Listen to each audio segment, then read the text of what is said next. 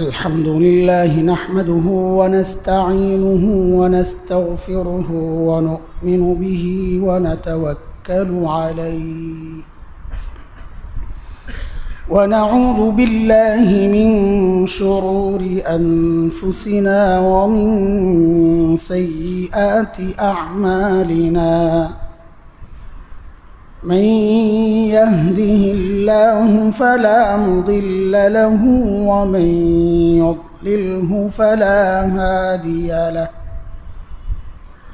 وأشهد أن لا إله إلا الله وحده لا شريك له وأشهد أن سيدنا وسندنا وحبيبنا ومولانا محمدا عبده ورسوله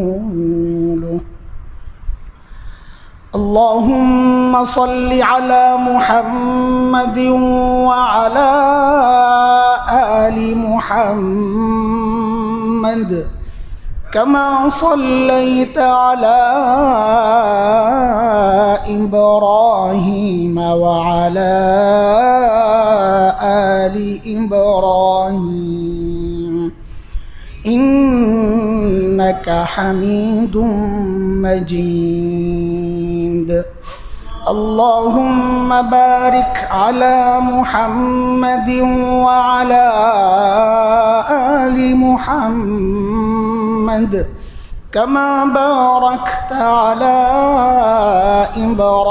إبراهيم وعلى آل إبراهيم إنك حميد مجيد أما بعد فأعوذ بالله من الشيطان الرجيم بسم الله الرحمن الرحيم تبت يدا أبي لهب وتب ما أغنى عنه ماله وما كسب سيصلى نارا ذات لهب وامرأته حمالة الحطب في جيدها حبل من مسد آمنت بالله صدق الله العلي العظيم محترم মুসল্লিয়ান কিরাম গত জুমাতে বিশেষ এক বিষয়কে সামনে রেখে সূরাতুল আহব এর তাফসীর বা সূরাকে সামনে রেখে কিছু আলোচনা আমরা শুরু করেছিলাম 3 আয়াত শেষ করেছি চতুর্থ আয়াতে ঢুকে আর আলোচনা আগানো যায় নাই সময়ের কারণে সেখানে আমরা যেই জায়গায় রেখে গিয়েছিলাম যে নবী আলাইহিস সালাতু ওয়াস সালামের সাথে যারা বেয়াদবি করে তাদের পরিণাম আল্লাহর কি বিধান আর পরিণাম কি হয়েছে দুইটা দুনিয়ায়ও তারা তাদের পরিণাম দেখেছে আখিরাতের শাস্তি তো আছেই সর্বপ্রথম নবী আলাইহিস সালামের সাথে বেয়াদবির যে ধারা চালু হয়েছে সেটা আবু লাহাব থেকে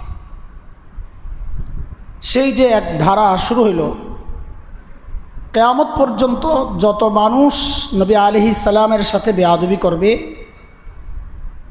সব মানুষ এই সূরার আওতায় আবু লাহাবের পথ ধরে আবু লাহাবের জন্য যেমন জাহান্নাম নিশ্চিত আল্লাহ বলেছেন যারাই যে কোনোভাবে নবী আলাইহিস সালামের সাথে বেয়াদবি করবে আল্লাহ তাআলা তাদের পরিণাম দুনিয়ায়ও আবু লাহাবের মতো ধ্বংস রেখেছেন আর আখিরাতের জাহান্নাম তো অবধারিত এটা আছে যে যেভাবে বেয়াদবি করুক যে কোনো এমন কোনো শব্দ ব্যবহার করে যে শব্দে নবী আলাইহিস সালামের তাচ্ছিল্য হয়, মর্যাদাহানি হয়, সেটা গালি না হোক, গালিও যদি না হয়, এমন কোনো কিছু বলেছে যা নবী আলাইহিস সালামের মর্যাদা খাটো করেছে। যেমন আপনাদেরকে একটা উদাহরণ দিই। বর্তমান সময়ে সিলেবাস সংস্কারের একটা কমিটি হয়েছে অন্তর্বর্তীকালীন সরকারের আওতায়, তাদের অধীনে। ওখানে এক ব্যক্তি আছে যাকে ধর্ম বিষয়টাকে দেখার জন্যে নিয়োগ দেওয়া হয়েছে, আবু সাঈদ নাম। আপনারা তো অনেকেরই চিন্তা, মৌলবীরা খালি এত কিছু এলি খালি প্রতিবাদ আর প্রতিবাদ। আরে ভাই, প্রতিবাদ কি আমি আমার জন্যে করি? এটা কষ্ট নিয়েন না। এই বই আমার সন্তান কিন্তু পড়বে না। আমার সন্তান, মৌলবীর সন্তান, কলা কলা রাসূলুল্লাহ পড়বে। এই বই তো আপনাদের সন্তান পড়ে। আরে চিৎকার দিচ্ছি তো আপনার সন্তানের জন্যে। এখন আবার বলবেন যে আমার সন্তানের জন্য আপনার মাথা ব্যথা কেন? এটাই দিন। আল্লাহ নবী বলেছেন আমরা গোটা এক দেহ, দেহের কোথাও আক্রান্ত হইলে যেমন গোটা দেহে ব্যথা অনুভব হয়, ইমানদারের কোথাও আক্রান্ত হইলে অন্য ইমানদারের শরীর কলিজায় যদি আঘাত না লাগে তো বুঝতে হবে সে এখনো এক দেহ হতে পারে নাই, তার ইমানের সমস্যা। আমাদের নবী যেমন গোটা দুনিয়ার নবী, দুনিয়ার কোনো এক কোণে নবীকে অপমান করলে অন্য কোণ থেকে প্রতিবাদের ঝড় উঠতেই হবে, কারণ তিনি গোটা দুনিয়ার নবী। নির্দিষ্ট কোনো এই কথা বলার সুযোগ নাই, এটা তো ভারতের ব্যাপার, আমরা কেন নাচি, এই কথা বলার সুযোগ নাই। আমার নবী ভারতের নবী, আমার নবী বাংলাদেশেরও নবী। তিনি তো রহমাতুল লিল আলামিন, কাফাতাল লিন্নাস, আল্লাহ বলেছেন গোটা দুনিয়ার নবী তিনি। তো এই আবু সাঈদ আমরা কেন প্রতিবাদ করলাম? আরও কয়েকজন আছে যারা অতীতে তাদের পরিচয় দিয়েছে, তারা দিন ধর্ম মানে না, পশ্চিমা সভ্যতা, তাদের কৃষ্টি কালচার, ট্রান্সজেন্ডারের মতো ভয়ঙ্কর বিষয়গুলো যারা বাংলাদেশে প্রতিষ্ঠিত করতে চায়, এদেরও কেউ কেউ আছে। তো আমাদের প্রতিবাদটা সামষ্টিকভাবে, কিন্তু ওই বিশেষ কিছু ব্যক্তি আছে তারা হলো এই পুরা কমিশনকে বিতর্কিত করার জন্যে যথেষ্ট। এর মধ্যে একটা আবু সাঈদ। আবার দেখেন অবাক করা ব্যাপার, তাকে দেওয়া হয়েছে ধর্ম বিষয়ক এই সিলেবাসটা দেখার জন্যে, অথচ এই আবু সাঈদ হাদিস মানে না, নিজেদেরকে আহলে কোরআন বলে। তার বই আছে, আমরা বই প্রচার করব না, তার বক্তব্য শোনেন। কেউ যদি চ্যালেঞ্জ করে তো বই থেকে আমরা দেখাতে পারবো, কিন্তু আমি ওই বইয়ের নাম বলে তার বইয়ের প্রচারণায় আমি অংশগ্রহণ করতে চাই না। সে ওই বইয়ের মধ্যে লিখেছে যত গণ্ডগোলের মূল হচ্ছে কিছু নির্দিষ্ট শব্দ। কি সেই শব্দ? সেই শব্দ হচ্ছে ইমামুল আম্বিয়া, আমার নবী সমস্ত নবীদের ইমাম, সৈয়দুল আম্বিয়া, সৈয়দুল মুরসালিন। এই শব্দগুলো আমার নবীকে সর্বশ্রেষ্ঠ নবী বলা, এগুলাই নাকি সব গণ্ডগোলের মূল। এখন আপনারা বলেন আমি কেমনে বুঝাবো আপনাদেরকে? এই এলাকা একটা কমিশনার হয় একজন, না কমিশনার হয় এলাকা কেন্দ্রিক, আর একটু বড় জায়গা বিস্তৃত দায়িত্ব দিলে তিনি হন এমপি, ঠিক? ওয়ার্ড এর নেতা যখন নির্বাচন করা হয় তো তিনি হন কমিশনার, আর সংসদীয় আসনের নেতা নির্বাচন হইলে তিনি হন এমপি। সারা দেশের দায়িত্ব দিলে তিনি হন প্রেসিডেন্ট বা প্রধানমন্ত্রী, মন্ত্রীদের নেতা। এখন আপনারা বলেন, এটা একটা কোরআন হাদিস রাখলাম আপনাদের জন্য, আপাতত কোরআন হাদিসকে এক সাইডে রাখলাম।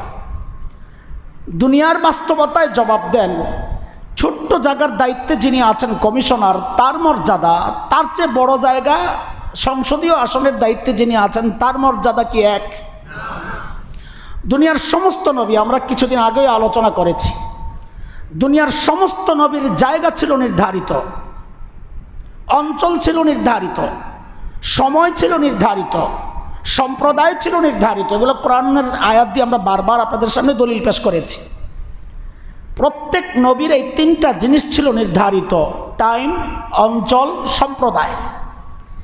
আর আমার নবী যাকে আল্লাহ বলেছেন ওয়ামা আরসালনাকা ইল্লা কাফাতাল লিন্নাস গোটা মানব জাতির জন্যে, সে হিন্দু না মুসলমান না খ্রিস্টান না বৌদ্ধ না মগ মোরাং গারো চাকমা কুকি সাঁওতা টিপরা কি আছে আরও জগতে দুনিয়ায় যত জাতি, আল্লাহ আমার নবীকে সমস্ত জাতির নবুয়ত দিয়া, সমস্ত দুনিয়ার নবুয়ত দিয়া এবং দুনিয়া যতদিন থাকবে কিয়ামত পর্যন্ত আল্লাহ তাআলা আমার নবীকে নবুয়ত দিয়া পাঠাইছেন। এখন আপনারাই বলেন, নির্দিষ্ট অঞ্চলের নবীর মর্যাদা বেশি হওয়ার কথা না গোটা দুনিয়ার নবী যিনি তার মর্যাদা বেশি হওয়ার কথা? তাইলে কেউ যদি এটা অস্বীকার করে যে না আমি আমার নবীকে সর্বশ্রেষ্ঠ নবী মানি না, কোরআন হাদিস রাখলাম এক সাইডে, আপনার যুক্তি কি বলে, আপনার সুস্থ মস্তিষ্ক কি বলে যে যিনি নির্দিষ্ট একটা অঞ্চলের নবুয়ত নিয়ে আসছেন তিনি শ্রেষ্ঠ, না গোটা দুনিয়ার নবুয়ত নিয়ে আসছেন তিনি শ্রেষ্ঠ? যদি এরপরও কারো সংশয় থাকে তো বুঝতে হবে আপনি সংশয়বাদী, আপনার মাথা নষ্ট, মাথা নষ্ট। এমন স্পষ্ট ক্লিয়ার থাকার পরেও এই আবু সাঈদের বক্তব্য হচ্ছে ইমামুল আম্বিয়া বলা যাবে না, সৈয়দুল আম্বিয়া বলা যাবে না। বলেন, এই মানুষকে দায়িত্ব দেওয়া হয়েছে আপনার সন্তানের ধর্ম বিষয়টা দেখার জন্যে। তো আমি মৌলবী চুপ কেমনে থাকি, এবার বলেন আপনি। যে আয়েশা আমার নবীর হাদিসকে শেষ করে দিবে, হাদিস ছাড়া একজন মানুষ চলতে পারবে না, এটাই তাদের টার্গেট, যে হাদিসকে সাইড করতে পারলেই কাদিয়ানি এটাকে প্রতিষ্ঠিত করা যাবে, খ্রিস্টান ধর্ম এটাকে প্রতিষ্ঠিত করা যাবে। আপনি এখন একজনকে ইসলামের দাওয়াত দিবেন, কি বলে ইসলাম শ্রেষ্ঠ ধর্ম, ইসলামের নবী শ্রেষ্ঠ। শ্রেষ্ঠত্বই যদি সরাইয়া দিতে পারেন তো একজন মানুষ বলবে তাইলে যদি সমান সমানই হয় তা আমি খ্রিস্টান ধর্ম গ্রহণ করি, কি আসে? গোড়াটা বুঝেন, হামলাটা কোথায় হচ্ছে। আর এই মানুষটা এতদিন আলোচনায় ছিল না, আলোচনায় ছিল আমাদের মধ্যে, যে এই একটা ফেতনা মাথা চাড়া দিচ্ছে, আলোচনা আমাদের মধ্যে। রাষ্ট্র পরিচালনায় যারা, বিশেষ করে আমাদের ইউনূস সাহেব পর্যন্ত তার পরিচয়ে যাওয়ার তো কোনো কথা না, কিন্তু ওই লেভেলের কেউ না। তাহলে সে বিবেচনায় কেন আসলো? আসছে এই জন্যে যে সমস্ত পুতুলগুলোর রশি তো এক জায়গায়, সমস্ত পুতুলগুলোর রশি এক জায়গায়, ইসলাম শেষ করার জন্য যতগুলো রাস্তা আছে সবগুলো রশি এক জায়গায়, ওখান থেকে ওরা টান দিয়ে দেখায়, টান দিলে যেটা নড়ে চড়ে বলে ওইটাই আমাদের লোক। বাগডোর তো অন্য জায়গায়। আমাদের প্রতিবাদের জায়গাটুকু বুঝেন, আমাদের প্রতিবাদ কারণ বুঝেন, খামাখাই আমাদেরকে উগ্র ধর্মান্ধ সাম্প্রদায়িক অপশক্তি এগুলা বলে নিজের ইমানটা শেষ করেন না। আমরা আমাদের জন্য চিৎকার চেঁচামেচি করছি না, আল্লাহর রহমত আলহামদুলিল্লাহ, আল্লাহ দিনের বুঝ দিছেন, দিনের কিছু বুঝ দিছেন বলেই আপনাদের কাছে এইভাবে বলতেছি, আলহামদুলিল্লাহ, আল্লাহ শুকর। আমরা চাই না গোটা উম্মত, এমনি তো সংখ্যা আমাদের, আমরা দুর্বল, এরপরেও আমাদের থেকে যদি আরও কাটা হয় তো এটা কার কষ্ট লাগবে না বলেন? আপনি বুঝেন, আপনি রাষ্ট্র পরিচালনায় আমরা নাই, রাষ্ট্র পরিচালনায় একটা দল আছে, একটা শ্রেণী। কিন্তু আপনি বলেন তো, যদি আপনার কাছে খবর আসে যে রাষ্ট্রের কোনো একটা টুকরা আলাদা করা হচ্ছে, আপনার কষ্ট লাগবে? কথা বলে না। দেশকে বিচ্ছিন্ন করার চক্রান্ত হচ্ছে, নির্দিষ্ট একটা অঞ্চল আলাদা করার চক্রান্ত হচ্ছে, আপনার দেশপ্রেম যদি কারো থাকে তার কষ্ট লাগবে কি লাগবে না? লাগবে। তো ইমানের এই যে আমাদের যে একটা গোটা সমাজ ইমানদারদের, এখান থেকে কাউকে যদি বিচ্ছিন্ন আর আলাদা করার চেষ্টা হয় তো আপনার ইমানদার হিসাবে আপনি আপনার কষ্ট না লাগার তো কোনো কারণ দেখি না। কারণ একটা আছে, আপনি দেশপ্রেমিক না, তাইলে আপনার দেশ বিচ্ছিন্ন হইলে, দেশ টুকরো হইলে কষ্ট লাগবে না। ভিন্ন দেশের রাজাকার যদি হন, খান এখানে, থাকেন এখানে, আন্দোলন করেন আরেক জায়গায় ইলিশ পাঠাইতে, তো বুঝতে হবে আপনি আসলে দেশপ্রেমিক না, আপনি ভিন্ন একটা দেশের এখানে এখানে থেকে থেকে তাদের দালালি আর গোলামি আর চাটাচাটি করছেন। এইটা যদি ঠিক হয়, ওইটা কেন ঠিক না? যে ইমান থেকে কাউকে বিচ্ছিন্ন করতে চাইলে ইমানদারদের কষ্ট লাগবে, প্রতিবাদ করবে, এটাই তো হওয়া উচিত। সেখানে আপনার কষ্ট লাগে কেন বলেন? তাহলে কারণ একটাই, আপনার ইমান নাই। কারণ একটাই, আপনার ইমান নাই, আপনি চুপ থাকেন। যার ইমান আছে সে প্রতিবাদ করবে, সোজা কথা। তো বলছিলাম যে নবী আলাইহিস সালামকে কটাক্ষ করা, গালি দেওয়াই শুধু বেয়াদবি না, নবীর শানকে মর্যাদাকে কেউ যদি নিচে নামাইতে চায়, যেমন আবু সাইদরা, এটাও নবীর সাথে বেয়াদবি। এদের শাস্তি আল্লাহ দিয়ে রাখছেন, বিধান আল্লাহ বিধান দিয়ে রাখছেন। আমরা আগে আলোচনা করেছি সূরা আহজাবের 60, 61, 62, 63 আয়াতগুলো পড়ে, সূরা আহজাব 22 নম্বর পারা। সেখানে আল্লাহ বলেছেন মালউনিন, এরা মালউন, যারা আল্লাহ রাসূলকে কষ্ট দেয়। আগের আয়াতে আসছে এরা মালউন। মালউনের শাস্তি হচ্ছে আইনামা সুকিফু উখিজু ওয়া কুতিলু তাকতিলা। মালউনের শাস্তি হচ্ছে যেখানে পাওয়া যাবে ধরে হত্যা করতে হবে। আচ্ছা, এই বিধান কার? হ্যাঁ, নবী আলাইহিস সালাম বলেছেন মান সাব্বা নাবিয়ান ফাকতুলু, কেউ নবীকে গালি দিলে তাকে সাথে সাথে হত্যা করো। এই বিধান কে বলেছেন? নবী বলেছেন, শরীয়তের বিধান, এটা মৌলবীদের বানানো বিধান না। কাজে আমরা নতুন বিধান চাচ্ছি না, আমরা চাচ্ছি বিধানের বাস্তবায়ন। বিধান তো আল্লাহ জারি করে রাখছেন, আপনারা বাস্তবায়ন করেন। যে নবীকে যারা গালি দিবে, নবীকে নিয়ে তাচ্ছিল্য করবে, বেয়াদবি করবে, তার শাস্তি একটাই, মৃত্যুদণ্ড। আপনারা চালু করেন। আইন আমাদের হাতে নেওয়ার দরকার নাই, তো আইন তো করাই আছে, আপনারা বাস্তবায়ন করেন।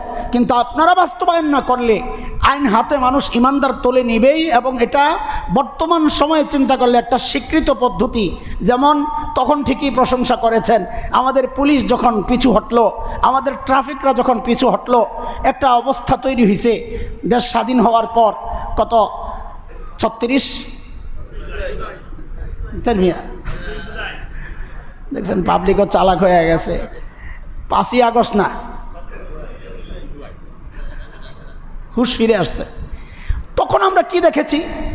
তখন দেখেছি ছোট্ট ছোট্ট বাচ্চারা বাঁশি আর লাঠি নিয়ে ট্রাফিক। বলেন, ওরা কি ট্রাফিক? ওরা কি ট্রাফিক? রাষ্ট্রের দায়িত্ব পাওয়া বেতনভুক্ত কোনো কর্মচারী না, ওরা স্বেচ্ছায় এসেছে। কেন? আইন যেহেতু বাস্তবায়ন হচ্ছে না, আইন নিজের হাতে তুলে নিছে, কারণ সমাজ চলতে হবে, আইন নিজের হাতে তুলে নিছে। তখন সবাই বলছেন মারহাবা, এরাই দেশ চালাইতে পারবে। ওইটা যদি প্রশংসনীয় হয়, আল্লাহর নবীকে যারা গালি দিবে, বেয়াদবি করবে, তাদের শাস্তি আল্লাহ নির্ধারিত হত্যা, একটাই শাস্তি। এই শাস্তি যদি আপনারা বাস্তবায়ন না করেন, কেউ যদি ইমানের দাবিতে, নবীর মহাব্বতের দাবিতে নিজ হাতে তুলে নিয়ে ওই সাতমে রসুলকে, ওই রসুলকে সাথে যারা বেয়াদবি করে তাদের কল্লা ফালাইয়া দেয়, এদেরকে রাষ্ট্রের আইনে অপরাধীর কাঠগড়ায় দাঁড় করানো উচিত না, বরং ফুলের মালা দিয়ে এদেরকে সংবর্ধনা দেওয়া উচিত। এটা ইমানের কথা। অথচ হইল কি, আমাদের বহু ভাই জেলখানায় পড়ে আছে। অপরাধ কি? একটাই, নবীকে গালি দিছে, সইতে পারে নাই। আল্লাহর কসম খায়া বলি আপনাদেরকে, এদের কারো যদি ফাঁসি হয়, একজন আল্লাহর নবীর সামনে দাঁড়াইতে পারবো না আমরা। যে আমার ইজ্জত রক্ষায় একজন প্রাণ দিয়েছে, তোমরা কি করেছ? তোমরা কি করেছ? আশিক রাসূল দাবি করো, কি করেছ? নিজে তো প্রতিবাদ করো নাই, নিজে তো ওই কাজটা হাতে তুলে নেও নাই। যারা নিয়েছে তাদেরকে ফাঁসি দেওয়া হয়েছে দুনিয়ার আইনে, তুমি একটা প্রতিবাদটুকু করো নাই, বরং তাদেরকে জঙ্গি সাব্যস্ত করেছ, ধর্মান্ধ সাব্যস্ত করেছ, উগ্রবাদী বলেছ। খোদার কসম, আমাদের এই সমস্ত ভাইদের, আমাদের কলিজার টুকরা এরা, এদেরকে যারা উগ্রবাদী বলে, আল্লাহর কসম দুনিয়ায় তাদের চেয়ে উগ্রবাদী আর কেউ নাই। আমরা গত জুমায় বলেছি, আপনি শান্তির কথা বলেন, শান্তির কথা শুনতে চান, শান্তি নষ্ট করে যারা, আগে ওইটা শেষ করেন।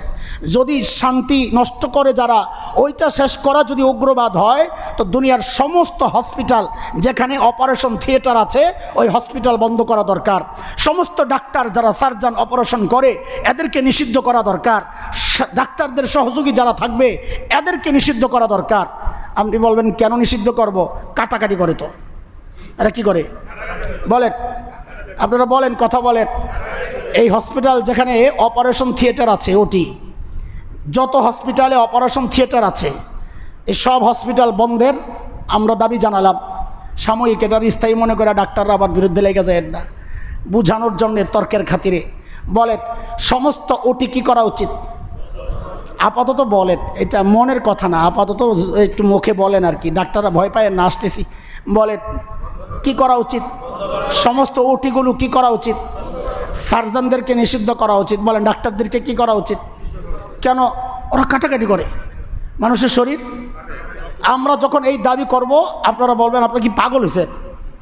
আপনি তো বলবেন, আপনি বলতেই চান না আমার সাথে, আপনার মুখ দিয়ে বের করতেই পারতেছি না যে হাসপাতাল বন্ধ করা হোক, ডাক্তার নিষিদ্ধ করা হোক, আপনার মুখ দিয়ে আমি বেরই করতে পারতেছি না। বারবার বলতেছি না সাময়িক, এটা চূড়ান্ত সিদ্ধান্ত না, মুখের কথা, তাও বলতেছেন না। এটা কোনো কথা না কি মিয়া? আজাইর একটা কথা আমাদেরকে মুখ দিয়ে বের করার চেষ্টা করছেন। হ্যাঁ, আপনি যখন আমাকে বলবেন এই অযথা কথা কেন বলেন, এই ফালতু কথা হালকা কেন হন, হসপিটাল বন্ধ হইলে, ডাক্তার নিষিদ্ধ হইলে, তো আমার যখন অপারেশন দরকার হবে অপারেশন করবে কে? কিসের অপারেশন? বলে একটা নষ্ট জায়গা, এটারে কেটে ফেলে না দিলে বাকি শরীরটার মধ্যে পচন ধরবে, এই কাজটা কে করবে? আপনি যে সার্জন নিষিদ্ধ করতে বলেন, ও আচ্ছা তাই, আচ্ছা আর কি কি সমস্যা? আমার ব্লক ধরা পড়ছে, এখন কাইটা ওই রগের থেকে এগুলার থেকে খুলে চর্বি সরাইয়া এটারে ক্লিয়ার করে দেওয়া, পাইপ বসাইয়া দেওয়া, এগুলো কি আপনি পারবেন মৌলবী? আপনি এই কাজ করছেন? আপনি তো খালি সাল্লাল্লাহ পড়েন, এই কাজ কে করবে? ডাক্তারকে বন্ধ করে দিল। ও আচ্ছা তাই নাকি?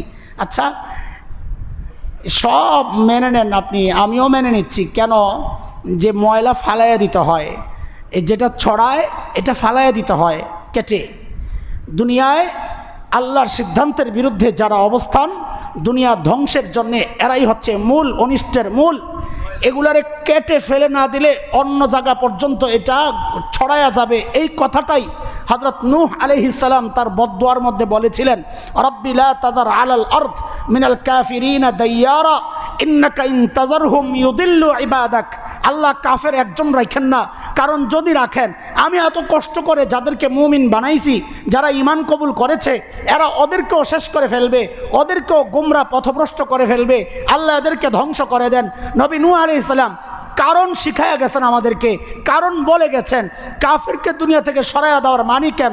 কারণটা কি? দিন বিদ্রোহী, আল্লাহর সাথে বিদ্রোহী করে যারা, এদেরকে সরাইয়া দেওয়ার কারণটা কি? নবী নূহ বলে গেছেন, আল্লাহ কোরআনে এনে ওটাকে স্বীকৃতি দিয়েছেন। কারণ একটাই, সমাজ যেন নষ্ট না হয়।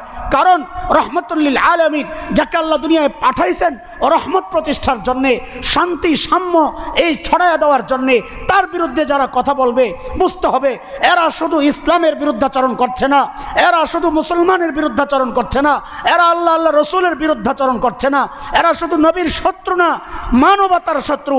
মানবতার নবীর বিরুদ্ধে যারাই কথা বলবে এরা শুধু নবীর শত্রু না, এরা মানুষের শত্রু, মানবতার শত্রু, জগতের স্থিতিশীলতার শত্রু, জগতের শান্তি শৃঙ্খলার শত্রু।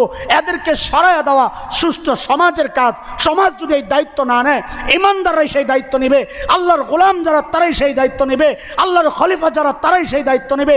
সেই জন্য বলছি, শাতমে রসুল, নবীকে যারা কষ্ট দেয়, গালি দেয়, তাদের শাস্তি একটাই, আল্লাহ নির্ধারিত, যেখানে পাওয়া যাবে সেখানে হত্যা করতে হবে।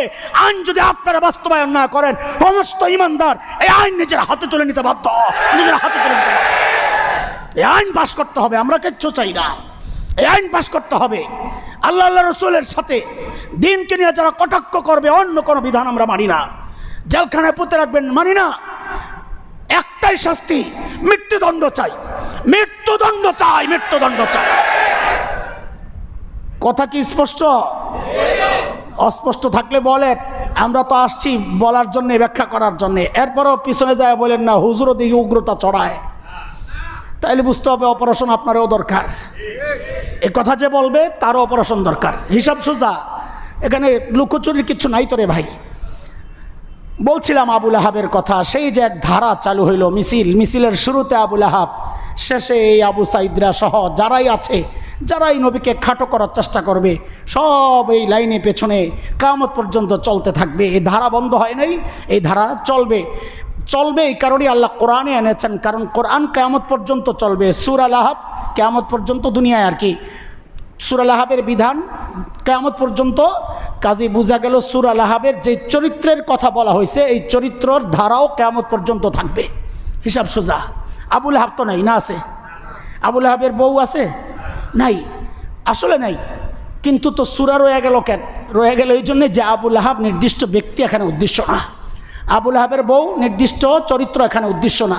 এখানে একটা চরিত্রের কথা বলা হয়েছে, একটা স্বভাবের কথা বলা হয়েছে। এই স্বভাবের মানুষ, এই চরিত্রের মানুষ কিয়ামত পর্যন্ত থাকবে, সূরার বিধানও কিয়ামত পর্যন্ত থাকবে। সেই হচ্ছে আবুল আহাবের বউয়ের প্রসঙ্গে এসে আমরা থেমেছিলাম, বলেছিলাম যে আপনাদের কাছ থেকে যদি ভোট নেই, কুফফার ফেডারেশন, কি নাম দেব, কুফফার ফেডারেশনের সভাপতি সেক্রেটারি নিয়োগ করা দরকার, যদি আপনার কাছে ভোটের দায়িত্ব আসে, বলে এই সমস্ত খবিশদেরকে নির্বাচন করার দায়িত্ব আমার আসছে, এই দায়িত্ব আপনারা সবসময় পালন করেন। বুঝেন নাই কথা, বুঝেন নাই? এই দায়িত্ব আপনারা সবসময় তো পালন করতেছেন, সব চোর জাকাত করেই তো ভোট দিয়ে নিয়ে সংসদে পাঠান, তো দায়িত্ব আগের থেকে আদায় করতেছেন। এখন নতুন আরেক দায়িত্ব দিলাম যে কুফফার ফেডারেশনের দায়িত্ব সভাপতি আর সেক্রেটারি দুইজন বানাইতে হবে। তো স্বাভাবিকভাবেই আমার এটা যদি কারো বুঝতে কষ্ট হয়, সে হলো ভোটদানে বিরত থাকবে, নাইলে এই জায়গায় ভোটদানে বিরত থাকার কোনো কারণ নাই। আর ভোটটা পড়বে দুইজনের, কেউ সভাপতি হিসাবে আবু জাহেলরে দিবে, সেক্রেটারি দিবে আবুল আহাবকে, কেউ সভাপতি আবুল আহাবকে দিলে সেক্রেটারি দিবে আবু জাহেলকে। দ্বিতীয় কোনো চরিত্র আসার কথা না, কারণ তারাই সবচেয়ে বড় কষ্ট দিছে, নেতৃত্ব দিছে সবচেয়ে বেশি। সেই হিসাবে সূরায়ে আবুল আহাবের সাথে আবু জাহেলের প্রসঙ্গটা আসলে আমাদের কাছে মনে হতো দুই সেরা শয়তান, এদের প্রসঙ্গ আসছে। আল্লাহ আনছেন আবুল আহাবের বউয়ের কথা, দুইটা কারণ আমরা বলেছি। এক হচ্ছে আল্লাহ তাআলা প্রথম সারির যারা, তাদের থেকে আবুল আহাবকে আনছেন। আরেকটা সারি আল্লাহ বানাইছেন সহযোগী সারি। কি সারি? সহযোগী সারি, যারা মূল না কিন্তু সহযোগিতা আছে, এবং মূল ব্যক্তি যা করে ও তা করে। মূল ব্যক্তি আবুল আহাব পাথর নিছে, আবুল আহাবের বউ সেও পাথর নিছে, ওখানে যা করে এখানে তা করে। ওখানে জঙ্গি কয়, এখান থেকে সব লাফায় ওঠে। ভারত থেকে একজনকে জঙ্গি বলে, এখান থেকে সব লাফায় ওঠে। হ্যাঁ, ওই আমেরিকা থেকে একজনকে বলে এই দল জঙ্গি, এখান থেকে সব লাফায় ওঠে। এটা হচ্ছে সহযোগীর নমুনা, যে নেতা যা বলে, বড় শিয়াল ডাক দিলে সবগুলো হু হু শুরু করে, সব শিয়ালগুলো সাথে সাথে হ্যাঁ আওয়াজ দেয়, আসি আসি লাব্বাইক, আসি আসি হাজির আসি হাজির আসি। এই দুই শ্রেণীর কথা আল্লাহ তাআলা কোরআনে আনছেন। এরপর আবুল আহাবের বউয়ের চরিত্রটা কি ছিল আল্লাহ তাআলা জানায়া দিচ্ছেন, হাম্মালাতাল হাতাব। এটা হচ্ছে আজকের আমাদের পয়েন্ট, আলোচনার মূল। আবুল আহাবের বউয়ের পরিচয় দিচ্ছেন আল্লাহ তাআলা। বলেন আমার সাথে, কি পরিচয় দিচ্ছেন? হাম্মালাতাল হাতাব। কি বলছেন আল্লাহ? বলেন। এটা জানেন সূরা লাহাব যাদের মুখস্থ আছে, হাম্মালাতাল হাতাব।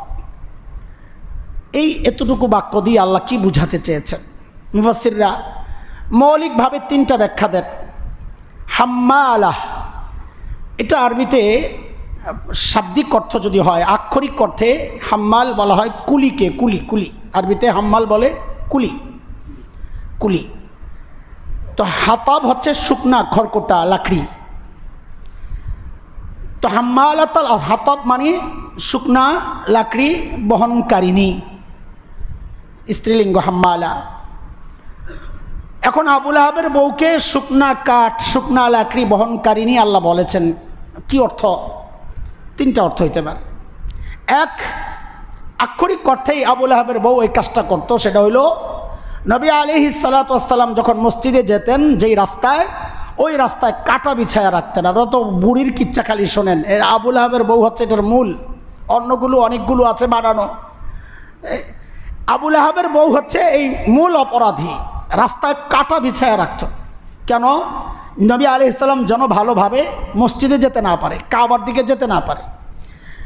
এই চরিত্র শুধু আবুল আহাবের বউ এটা নির্ধারণ করলে হবে না।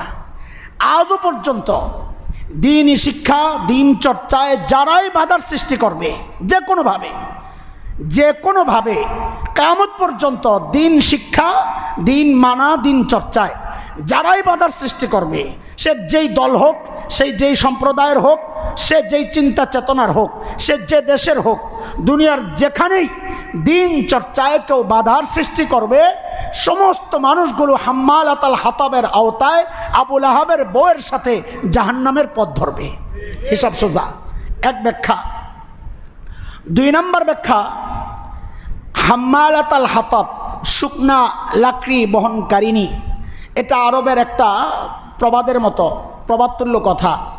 সেটা হচ্ছে কেউ যখন কথা নাড়ানাড়ি করে, এই জায়গার কথা ওখানে লাগায়, এখানের বদনাম ওখানে লাগায়, তো শুকনা লাকড়ির সাথে কি সম্পর্ক?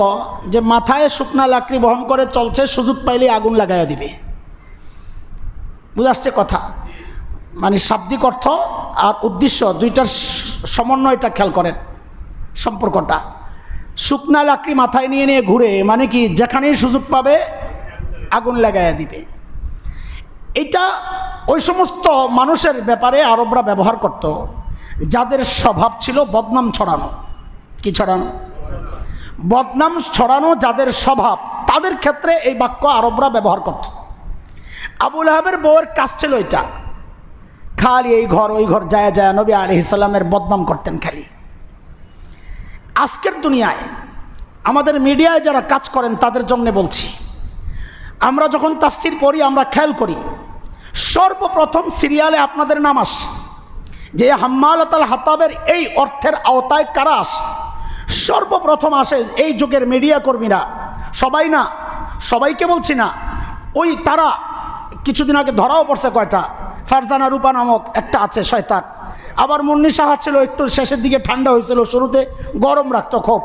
এই টাইপের যেগুলো আছে, সারাক্ষণ যারা মৌলবাদ তালাশ করে বেড়ায়, সারাক্ষণ যারা জঙ্গি তালাশ করে বেড়ায়, সারাক্ষণ যারা উগ্রবাদী তালাশ করে বেড়ায়, সারাক্ষণ যারা তালেবান করে, হ্যাঁ রাজাকার রাজাকার, দাড়ি দেখছে রাজাকার, টুপি দেখছে রাজাকার, শরিয়ার কথা বলবে তালেবান, বাংলাকে আফগান বানাইতে চায়। আরে বাংলাকে আফগান কেন বানাবো? বাংলা তো মদিনার সনদে চালাইতে চাই। আফগানিস্তানও তো একটা সনদের একটা নির্দিষ্ট টার্গেটে তারা রাষ্ট্র পরিচালনা করছে। আমরা অনেকে বলে হুজুররা দুনিয়াকে অনেক দূর পিছায়া নিয়ে গেছে। বলে কত দূর? বলে 50 বছর, 100 বছর পিছায়া নিছে। আমি বলি জালিম, এটা আমাদের উপর অপবাদ। আমরা এই জাতিকে 100 বছর পিছায়া নিতে চাই না, আমরা তো এই জাতিকে 1400 বছর পিছনে নিতে চাই। ওইটাই ছিল সোনালী যুগ, যেই যুগে কোনো নারী ধর্ষণের শিকার হইতো না, যেই যুগে কোনো মানুষ তার সম্পদের ভয়ে পাহারাদারি করা লাগতো না, যেই যুগের নারীরা রাতে একা একা চলতে পারতো, যেই জায়গায় জুলুমের কথা আসছে হাজার মাইল দূর থেকে জালিমকে শায়েস্ত করার জন্য মানুষ আগায়া গেছে। একজন নারীর ইজ্জত রক্ষায় মুসলমান ওই যে করডবা পর্যন্ত চলে গেছে।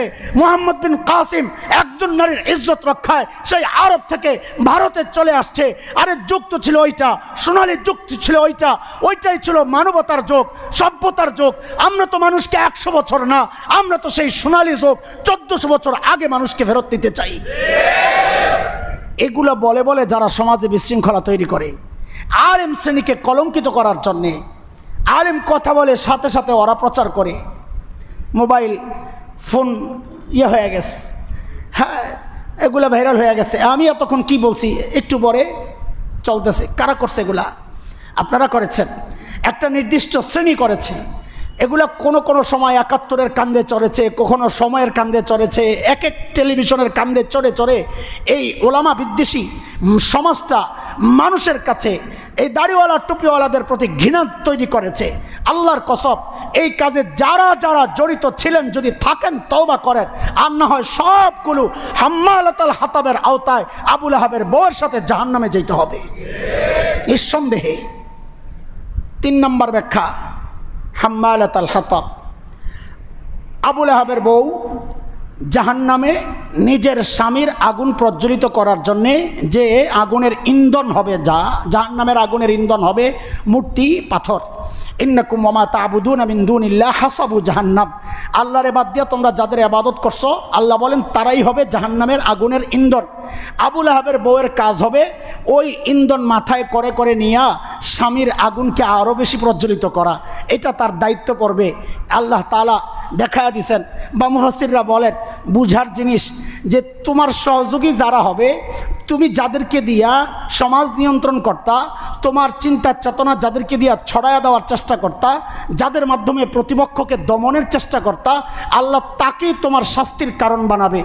একটা 2টা উদাহরণ দেই আপনাদের সামনে, তাহলে জিনিসটা বুঝে আসবে।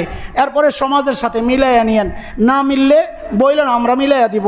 হ্যাঁ শোনেন, এক বাদশা ছিল পারস্য সম্রাট খসরু পারভেজ, 579-তে যে ক্ষমতায় বসেছিল খ্রিস্টাব্দ, নবী আলাইহিস সালামের সময়ের যেই বাদশা কিসরা, যাদের উপাধি কিসরা, পারস্য সম্রাট, তার নাম ছিল কি?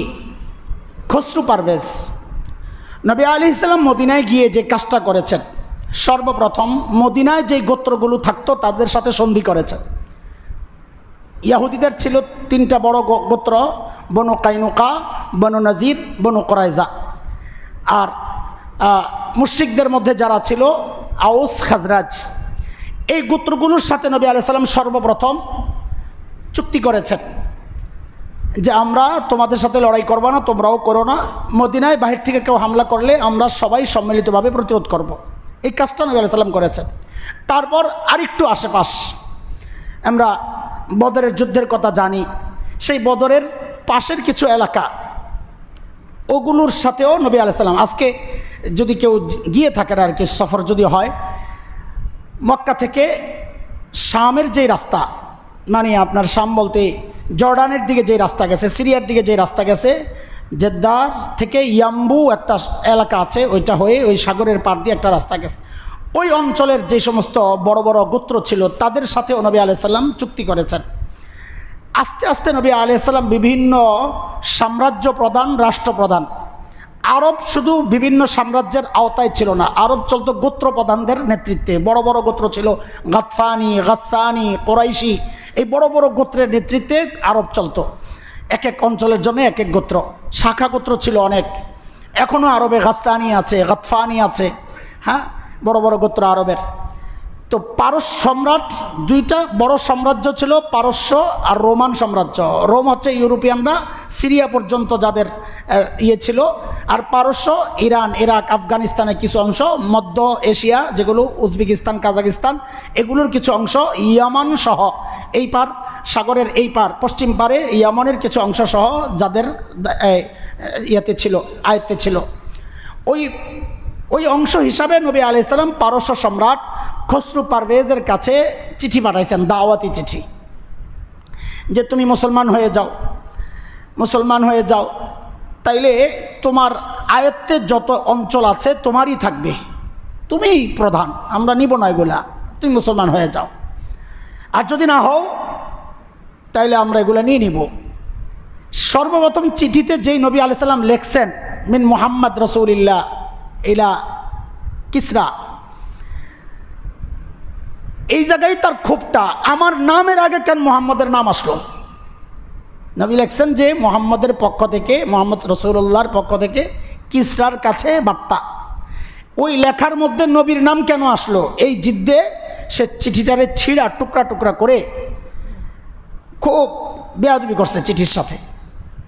নবী আলাইহিস সালামের কাছে খবর যাওয়ার পর বলেছেন নবী, কিসরাও আল্লাহ টুকরা টুকরা করে দিবেন। নবীর ওই কথা এমনভাবে বাস্তবায়ন হয়েছে যে কায়সার, তার মানে রোমান সাম্রাজ্যের যেই অঞ্চল, ওরা এখনও বিভিন্ন জোট করে থাকে, ইউরোপিয়ান জোট, নেটো, বিভিন্ন জোট ওরা করতে পারে, কিন্তু এই অঞ্চল ইসলাম আসার পরেও এই অঞ্চলে কোনো জোট আজ পর্যন্ত হয় নাই। কারণ পারস্য সম্রাট বেয়াদবির কারণে পারস্য সাম্রাজ্য টুকরা টুকরা হয়ে যাবে, এটা নবী বলে গেছেন। দুনিয়ার সাম্রাজ্যওয়ালারাও সতর্ক হওয়া দরকার। আমরাই বললে অনেকে এগুলোরে বলে যে খামাখা তামাশার কথা বলতেছে, বাংলাদেশকে দখলের চিন্তা করে অনেকে, অথচ পরিণাম পরিণতি আমাদের বিশ্বাস ওরা টুকরা টুকরা হবে, টুকরা হবে ওরা। আমাদের কি দখল করবা তোমরা? নিজেদের সামলাও আগে, সব যাবে 7 সিস্টার, হ্যাঁ, বোনরা শ্বশুরবাড়ি যাবে গা, তোমাদের বোনরা কই যাবে গা?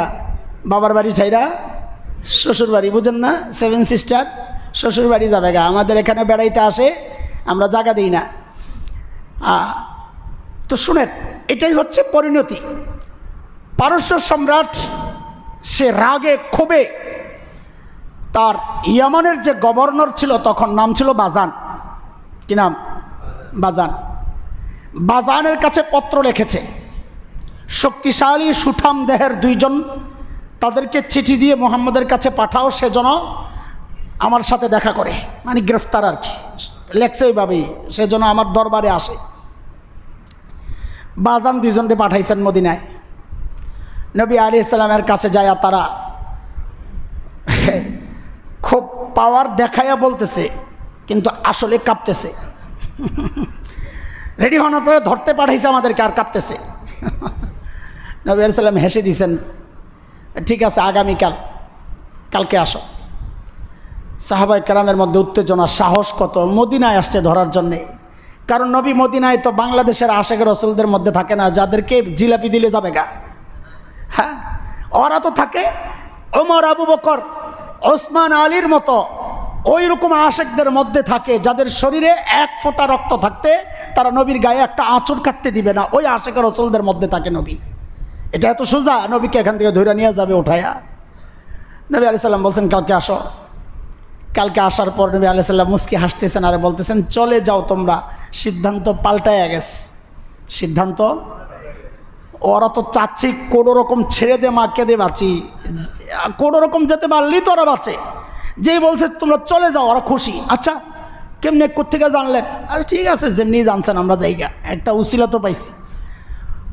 ইয়ামান গিয়ে বাজানের কাছে যখন যায়া বলল যে মুহাম্মদ সাল্লাল্লাহু আলাইহি ওয়াসাল্লাম তিনি তো বলেছেন সিদ্ধান্ত চেঞ্জ হয়ে গেছে, আমরা চলে আসছি। বলে কে সিদ্ধান্ত চেঞ্জ করলো? কিছুই জানি না। ও তিনি বলছেন। বাজান বলে তিনি যদি বলে থাকেন তাহলে এটা সত্য, অপেক্ষা করো, কারণ তিনি মিথ্যা বলেন না, কোনো সময় শুনেছি। এর মধ্যেই দেখে পারস্যের দিক থেকে অনেক দূর থেকে ধুলা উঠতেছে। এটা যারা মরু অঞ্চলে থাকে তাদের নিদর্শন। এটা ধুলা যেহেতু উঠতেছে তো বুঝতে হবে কেউ আসতেছে ঘোড়া চড়ে। হ্যাঁ, আরবরা আগে এইভাবেই তাদের সিদ্ধান্তগুলো নিত। দূরে পাখি দেখছে তো বুঝতে হবে ওখানে নিচে হয় পানি আছে, না হয় লাশ আছে। হ্যাঁ, এগুলো তারা ওই পায়ের চিহ্ন দেখে দেখে আগাইতো।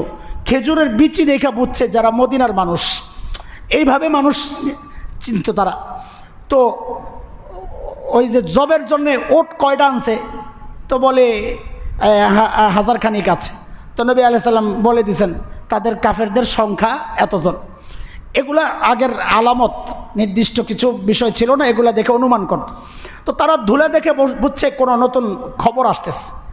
খবর আসছে, দূত আসছে পারস্য থেকে যে খসরু পারভেজ, তাকে তার সন্তান শেরওয়া, সময়টা ছিল 7ম হিজরির 10 জুমাদাল উলা মঙ্গলবার। 7ম হিজরির 10 জুমাদাল উলা মঙ্গলবার যে খসরু পারভেজকে তার সন্তান শেরওয়া হত্যা করে ক্ষমতায় বসছে।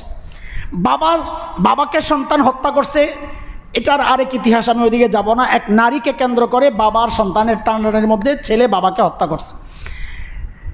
বিষয় টানা, বিষয় হচ্ছে আল্লাহ প্রমাণ দেখাইছেন যে আমার নবীর সাথে যারাই বেয়াদবি করবে তাদেরকে আমি দুনিয়ায় শায়েস্তা করব তার অধীনস্থ কারো মাধ্যমে।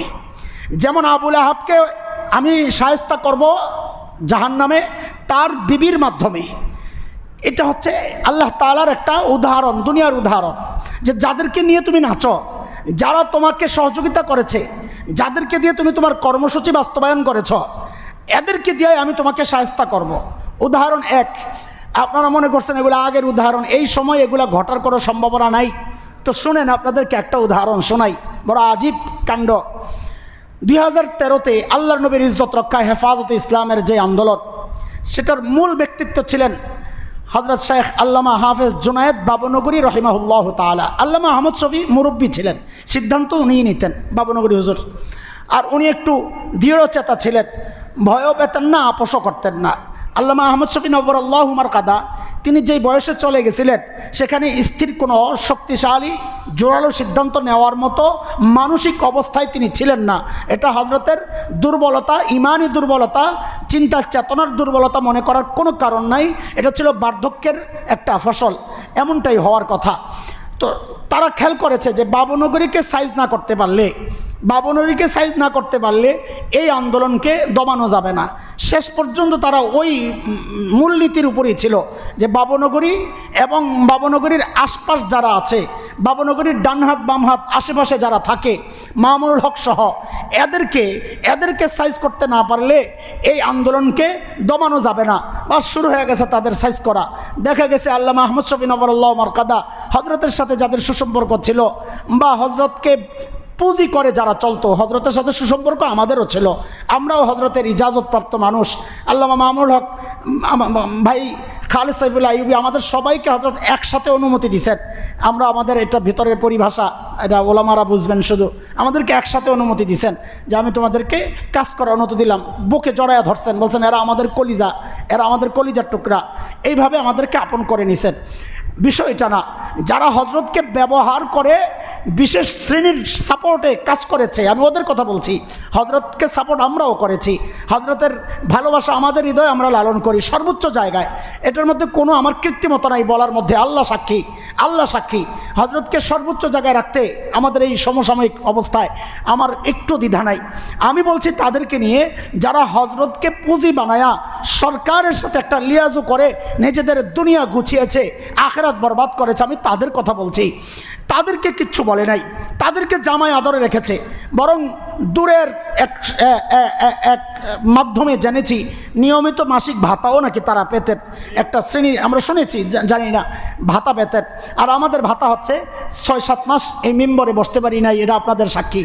এটা হচ্ছে আমাদের ভাতা। আমাদের ভাতা হচ্ছে তারাবি পড়ায়া মসজিদের ছাদ থেকে রাতের অন্ধকারে এখনও পিলে চমকে যায় যে কিভাবে এটা আমার দ্বারা সম্ভব হইল। এই ছাদ থেকে পাশের ছাদ এতটুকু পার্থক্য মাঝখানে, সেই 4 তলার উপর থেকে নিচের দিকে তাকাইলেই তো কলিজায় পানি থাকার কথা না। সেই আমি এই মানুষটা জুব্বা পড়া রাতের অন্ধকার এই ছাদ থেকে ওই ছাদে লাফাইয়া কেমনে গেলাম?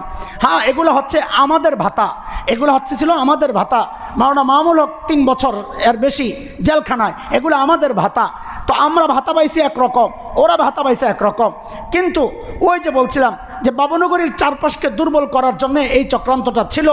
হযরত বাবুনগরীর সাথে কি নির্যাতন হয়েছে তাইলে ওনাকে যখন গ্রেফতার করা হয়েছে, এইরকম ভারী মানুষটা, এইরকম বড় মানুষটা, তাকে শারীরিক আঘাত করা, এটা কিভাবে সম্ভব? আরে ভাই, এই সমস্ত মানুষকে ধরলেই তো যথেষ্ট। আরে আমাকে যখন এনএসআই থেকে ডেকে নিয়ে গেছে একটা বিশেষ অফিসে, আমারে বলতেছে যে আপনাদের মতো মানুষের লুকায়া লুকায়া থাকেন, এটাই আমাদের সফলতা। এই সমস্ত মানুষগুলোরে জেলখানায় নেওয়াই তো তাদের সফলতার বড় বিষয় হওয়ার কথা, কিন্তু তারা ততটুক পর্যন্ত ক্ষান্ত থাকে নাই। তারা আল্লামা জুনায়েদ বাবুনগরীকে পায়ের মধ্যে তারা আঘাত করেছে, লাঠি দিয়ে অনেক অত্যাচার করেছে। আমরা একটা ছোট্ট কথা আপনাদেরকে শোনাই, এতক্ষণ কথা তো বললাম। আল্লাহ নবীর ইজ্জত রক্ষাই তো বাবুনগরী সব নেমেছিলেন নাকি? না, উনি ক্ষমতা চেয়েছিলেন? আল্লামা বাবুনগরী আপনাদের কাছে ক্ষমতা চেয়েছিলেন?